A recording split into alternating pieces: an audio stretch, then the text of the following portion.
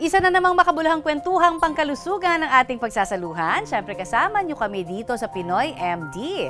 Happy and healthy Saturday! Ako po ang inyong kaagapay sa kalusugan, Connie Season. At mamaya, makakasama na naman natin ang ating pinagkakatiwalaang obstetrician gynecologist na si Doc Q para sagutin po ang inyong mga ipinadalang questions tungkol sa inyong kalusugan. Kaya naman, abangan yan sa pagbabalik po ng Pinoy MD. Dahil basta usaping pangkalusugan, 15 years, legit ito. Ngayong umaga sa Pinoy MD, hirap daw pakainin ni Lizelle ang kanyang mga chikiting. Hilig daw kasi ng mga ito junk food.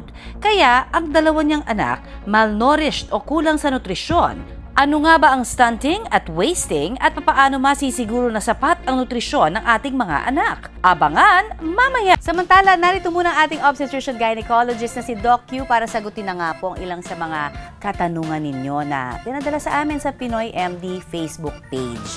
Good morning, Doc Q! Good morning, Connie. Good morning sa lahat natin mga kapuso dyan. Eto na ang tanong for you, Doc. Ano raw kaya ang posibleng dahilan kung bakit hindi siya nagkaka-menstruation gayong hindi naman daw siya irregular at hindi rin nakikipagtalik?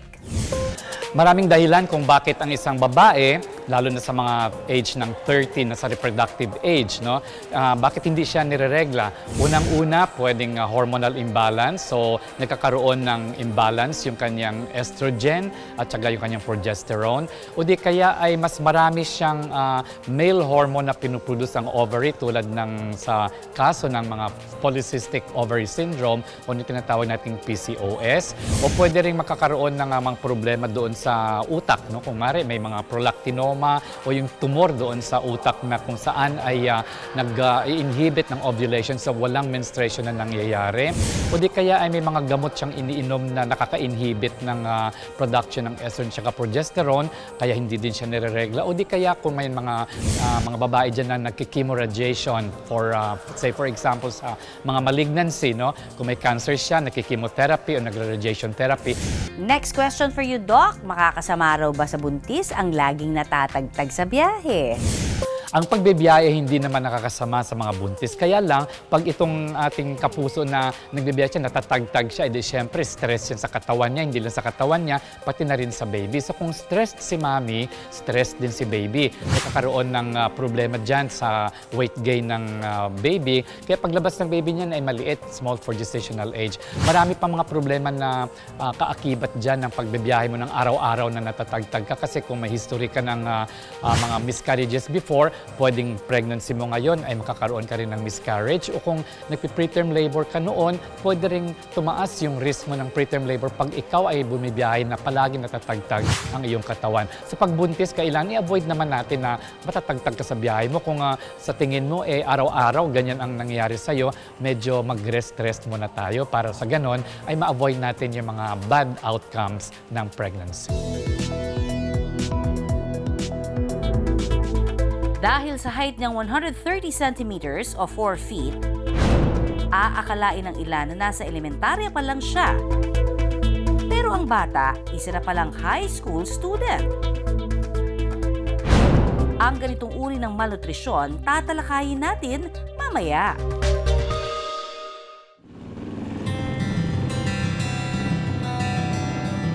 Dito sa Valenzuela City, maagang nag-aasikaso para magtinda ang 40 anyos na si Lizelle. At habang tulog pa ang dalawa niyang anak, abala na siya sa paghahanda ng almusal nila. Tinitrituan ko sila ng itlog, tapos may kanin naman. Minsan pansit canton, tinapay, yung almusal na niluluto ko para sa kanila. Ang inihandang agahan, iniiwan na lang ni Lizelle sa mesa.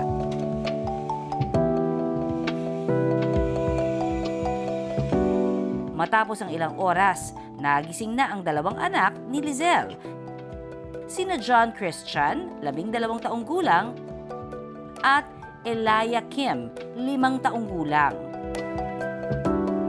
Dahil kailangan maghanap buhay, madalas hindi na raw nababantayan ni Lizelle ang pagkain ng mga anak. Pagdating ko po, minsan may matitira, so hindi po nauubos. Kaya po sa breakfast, hindi niya po talaga nakakain ng gusto. Magana naman na po kumain ng patanghalian kasi po gutom na. Parang di din nila ganun nauubos kasi parang nalipasan na po ng gutom. Sa height na 4 feet at edad na 12 anyos, si John na-diagnose ng isang uri ng malnutrisyon na kung tawagin ay stunting o yung mas mababa ang tangkad para sa kanyang edad. Yung stunting, ang ibig sabihin niyan, ito ay dulot ng matagalang kakulangan ng kalidad na nutrisyon. No? So, ibig sabihin nito, maliit sila para sa kanilang edad. Yung expected na taas nila, hindi sapat doon sa what is expected sa kanilang edad. So, ito ay dahil sa pangmatagalang problema nga sa malnutrisyon. No? Pero bukod kay John, maging ang bunsong kapatid niyang si Elia, malnourished din. Sa edad kasi niyang 5 years old, dapat ay nasa 17 kilos ang kanyang timbang para sa height niyang 3 feet. Pero 12.5 kilos lang siya. Ito naman ay tinatawag na wasting. It can be an acute factor. Mababa ang kanilang timbang, kanilang taas, dapat merong expected na ideal na body weight. At hindi lang yung body weight bilang numero, kundi yung composition din ng kanilang katawan.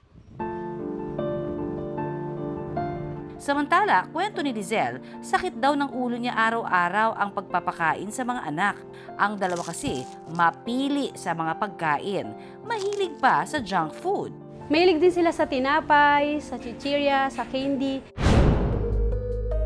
Pag sinabi po nating pagkain, mga kapuso, ito po ay binigay sa atin upang inorish ang ating katawan dahil kailangan natin lahat yon, vitamina, mineral, protina. Kung kulang tayo niyan, then maapektuhan yung function ng sistema ng ating katawan. Kaya lang, yung mga junk food or highly processed foods, wala itong nilalamang sustansya or vitamina. Kung meron man at ito'y synthetic, hindi rin ito gagamitin ng ating katawan sapagkat hindi niya ito nakikilala. Paniniwala ni Lizelle, nakakaapekto ang di niya pagtutok sa kinakain ng mga anak sa kakulangan ng nutrisyon ng mga bata. Hindi ko po sila ganun na tututukan o consistently na napapainom ng vitamins araw-araw. Pero ang tanong ngayon ng ating mga kapuso, kailangan ba ang vitamin supplements para masiguro ang nutrisyon? Ang mga kasagutan sa pagbabalik ng Pinoy MD.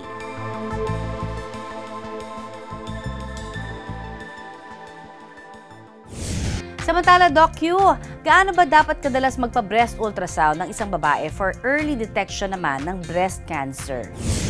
Ang recommended na monitoring method for breast cancer ay mammogram at hindi ultrasound. Ang ultrasound ay ginagawa yan kung kunwari nagawa yung mammogram at hindi ma-resolve na mammogram kung ang bukol na nakita doon ay solid or cystic, pinapadala yung pasyente doon sa ultrasound para gagawan ng breast ultrasound.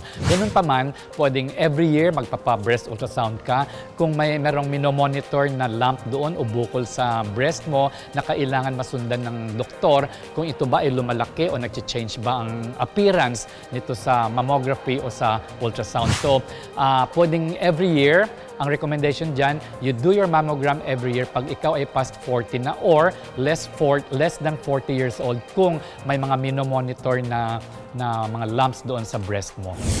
Ito pang isang question for you, Doc. Papaano raw ba nakakaapekto ang polycystic ovary syndrome sa timbang o yung pangangatawan ng isang babae? Ang polycystic ovary syndrome ay dahil dyan sa impaired glucose metabolism or insulin resistance na kung saan hindi nagagamit ng katawan ang insulin. So, kung mataas ang blood sugar at hindi nagagamit ng katawan ang insulin, naiipon yung sugar doon sa dugo ng isang tao at ito ay hindi nako-convert into energy, nako-convert ito into fat. So, lumalaki ang isang babae o yung isang tao, lalo na dito sa abdominal area. On the other hand, ang weight gain naman ay nakaka-aggravate ng mga symptoms ng polycystic ovary syndrome. At dahil dito ay ang ovaryo ay nagpo-produce ng mas maraming male hormone, yung mga androgens. No? Kaya nakikita mo ang isang babae may polycystic ovary syndrome, nagkakaroon sila ng parang bigote dito, nagkakaroon ng hair sa ibang parte ng katawan, tinatawag nating hirsutism. Yan ang dahilan kung bakit ang isang babae may polycystic ovary syndrome ay nag-weight gain at ang weight gain ay nag-aggravate din ng simptoma ng polycystic ovary syndrome. Thank you so very much, Doc, again sa pagsagot sa lahat ng mga katanungan ng ating mga kapuso na Pinoy MD loyal viewers. Thank you po at marami kaming natutunan as always from you, Doc Q. And of course, keep them coming dun sa mga nagpapadala naman ng inyo po mga katanungan sa amin every Saturday dahil inaabangan namin yan para naman maitanong natin sa ating Doktor ng Bayan for next episode. Ayon sa isang pag-aaral ng Food and Agriculture Organization of the United Nations, mula 2021 hanggang 2023, nasa 51 milyong Pilipino ang nakaranas ng moderate to severe food insecurity o yung matinding kakulangan sa pagkukunan ng sapat at masusustansyang pagkain. Kaya naman, marami sa mga Pilipino ay nagiging undernourished o kulang sa sustansya. Dahil sa problemang ito, may ilang mga grupo o non-profit organizations na nagsusulong na labanan ng gutom sa ilang mga komunidad sa bansa. Tulad na lang ng grupong Scholars of Sustenance Philippines, isang food rescue at environmental foundation. Ang ginagawa namin is we tackle food waste and food insecurity, which is the biggest problem in the country right now. Ayon sa community manager na si Rachel, lahat ng pagkain na kanilang iniluluto at ipinamimigay sa iba't ibang komunidad sa bansa ay mga rescued food na donasyon sa malalaking grocery stores, hotels at manufacturers. Yung core mission ng aming grupo is to rescue food that would be otherwise thrown in the landfills. So ang kagandahan ng ginagawa namin is since these are good quality food pa din, we are able to redistribute it to communities na mga nagugutom. Para masigurong masustansya ang kanilang inihahain, kumukuha rin sila ng surplus na gulay at prutas mula sa kanilang partner farmers. Kapalit ang mga donasyong hygiene kits at medicine kits. Yung mga pagkain na niluluto namin para sa mga communities is a mix of protein and vegetables. And then, we also have carbohydrates para nutritious yung meals. Yung side dish namin is usually vegetables na kinukuha namin sa partner namin na farmers from the north. Tapos yung mga carbohydrates namin and then yung mga protein are donations from our generous sponsors.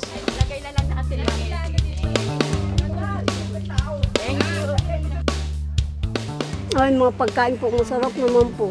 Kumakain po yung mga bata, mga nanay. Ay, salamat po, ma'am. Napaka-malaking bagay ho kasi maraming nangailangan din po sa pagkain. Samantala, sa kaso ni Lizelle, ang ina ng dalawang malnourished na bata na sina John at Elia, paniniwala niya, kulang sa pag-inom ng vitamin supplements ang mga anak.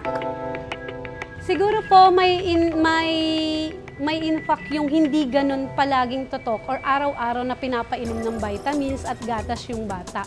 Kasi hindi ko po sila ganun na tututukan o consistently na napapainom ng vitamins at gatas araw-araw. Ang ating pagkain din, lalo kung yung mga bata nga ay nagmamanifest din ng tinatawag nating picky eating, no? So, lalo na kung during sa pag-oras ng kanilang pagkain, walang nagsusupervise, no? Para sila ay siguraduhin kakain ng sapat, no? Base dun sa kalidad ng pagkain inihanda ng magulang. Di lalo na kung ang inihanda pa na pagkain ng magulang ay walang sustansya o yung may tinatawag nating nutrient depleted na mga pagkain. So kung kulang na yung dami dahil sa kung sila ay picky eater pa at namimili sila ng pagkain, talagang magsasanga-sanga na yon na magdudulot nga ng both stunting and wasting sa isang bata.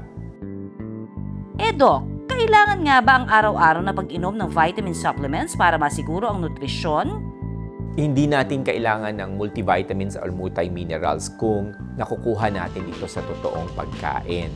Ngunit partly may katotohanan yan dahil even ang ating mga gulay at ang ating mga prutas, no, mababa na rin ang density ng nutrients nito, no? So dahil nga din sa klase ng pagtatanim, no, yung farming na paggamit ng a lot of chemicals, pesticides, herbicides, no, na nakakaapekto sa kalidad at kalusugan ng ating lupa or soil, no. Kung kahit na kumakain ng gulay, ngunit ang mga gulay na yon ay mababa ang antas ng sustansya, then maaari pa rin talaga mag-manifest ng micronutrient deficiencies, no, kahit na tama ang pagkain ng mga bata.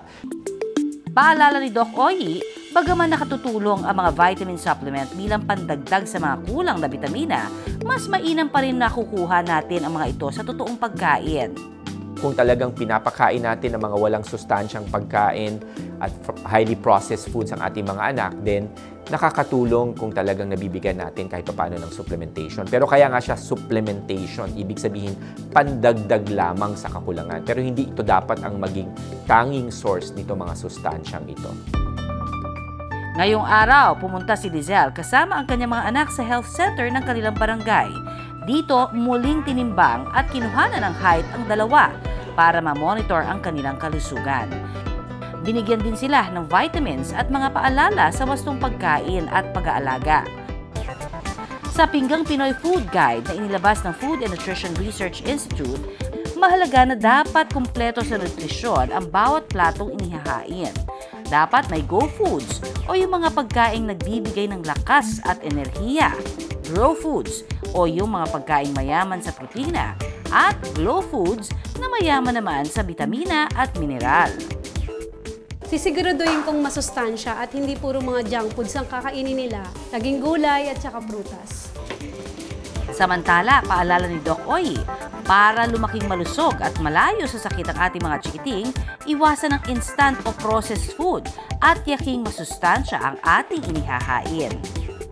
Kung talagang gusto po ninyong maging malusog ang inyong mga anak, no, dapat po tayong magluto. No? Dapat nating ihanda ang ating pagkain sa ating kusina, sa ating tahanan. Huwag po nating i-outsource ang pagkain sa mga restaurants or sa mga fast food restaurants. Tayo po ay maghanda sapagkat kung makakalikha kayo ng mga masusustansyang pagkain na kayo mismo ang gumawa, no?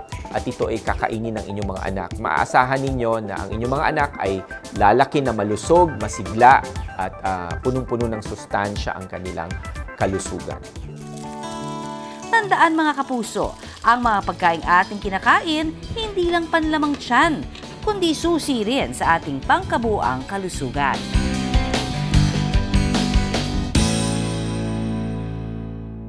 Hanggang sa susunod na Sabado, magpapasalamat po muna ako sa inyo sa paggising ninyo, pagsama sa amin. Stay fit and healthy ha mga kapuso.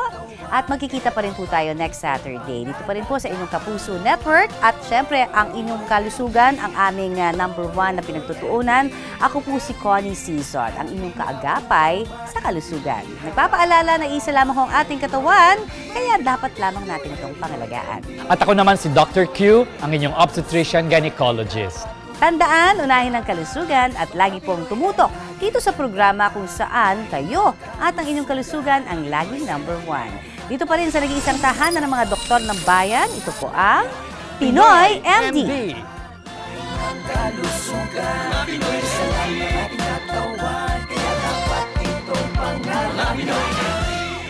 Madalas ka bang nakakaiwan ng gamit?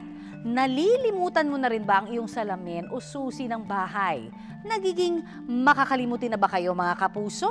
Kung oo ang sagot ninyo, para sa inyo ang balitang ito. Ayon po sa Cosmos Mind Clinical Study, mahalaga ang brain health para masigurong malusog ang pangangatawan at matalas ang isipan habang tumatanda. Napatunayan din po sa pagsusuri na ang pagkakaroon ng maganda o malusog na brain health habang nagkakaedad ay nakatutulong sa kalidad ng kanilang pamumuhay. Kaya naman nandito ngayon si Doc Ana Gia Limpoco ng Manila Doctors Hospital Department of Family and Community Medicine para ipaliwanag po sa atin ang kahalagahan ng brain health. Sa ating pagtanda, nagkakaroon ng pagbabago sa ating utak na nakakaapekto sa talas ng ating pag-iisip, pati na sa ating memory.